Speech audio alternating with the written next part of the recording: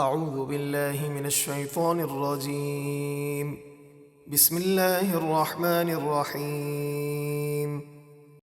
ومن يضلل الله فما له من ولي من بعده وترى الظالمين لما رأوا العذاب يقولون هل إلى مرد من سبيل.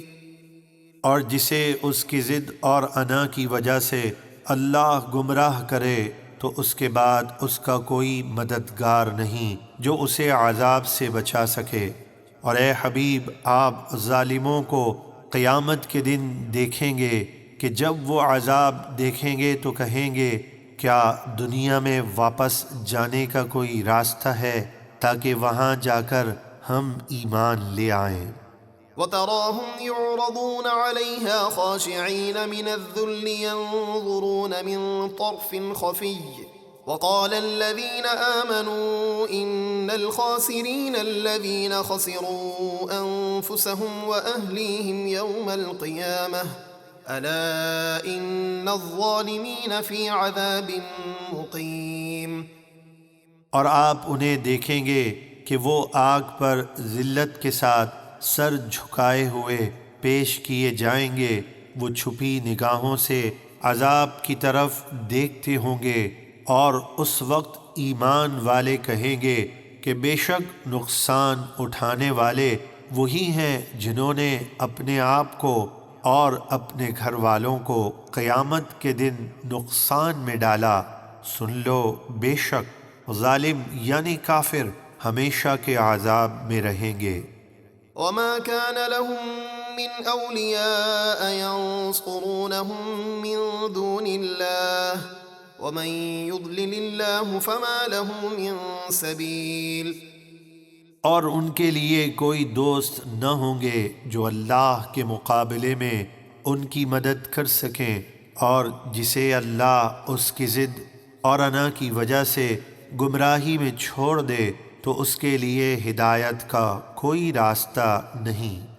استجیبوا لربکم من قبل ان یأتی یوم لا مرد له من اللہ ما لکم من ملجأ یومئذ وما لکم من نکیر۔ اے لوگوں، اپنے رب کا حکم مانو اس قیامت کے دن کے آنے سے پہلے جو اللہ کی طرف سے ٹلنے والا نہیں۔ اس دن تمہیں کوئی پناہ کی جگہ نہ ملے گی اور نہ تم اپنے گناہوں کا انکار کر سکو گے۔ فَإِنْ أَعْرَضُوا فَمَا أَرْسَلْنَاكَ عَلَيْهِمْ حَفِيظًا إِنْ عَلَيْكَ إِلَّا الْبَلَاغُ وَإِنَّا إِذَا أَذَقْنَا الْإِنسَانَ مِنَّا رَحْمَةً فَرِحَ بِهَا وَإِن تُصِبْهُمْ سَيِّئَةٌ بِمَا قَدَّمَتْ أَيْدِيهِمْ فَإِنَّ الْإِنسَانَ كَفُورٌ۔ پھر اگر وہ ایمان لانے سے منہ پھیریں تو ہم نے آپ کو ان پر نگہبان بنا کر نہیں بھیجا، آپ کے ذمے تو صرف پیغام پہنچا دینا ہے، اور جب ہم انسان کو اپنی طرف سے کسی رحمت یعنی مال و دولت وغیرہ کا مزہ دیتے ہیں تو وہ اس پر خوش ہو جاتا ہے، اور اگر ایسے لوگوں کو کوئی مصیبت پہنچے ان کے گناہوں کی وجہ سے جو پہلے وہ کر چکے ہیں تو بے شک انسان توبہ اور معافی مانگنے کے بجائے بڑا ناشکرا ہو جاتا ہے۔ للہ ملک السماوات والارض يخلق ما يشاء يهب لمن يشاء إناثا ويهب لمن يشاء الذكور أو يزوجهم ذكرانا وإناثا ويجعل من يشاء عقيما إنه عليم قدير۔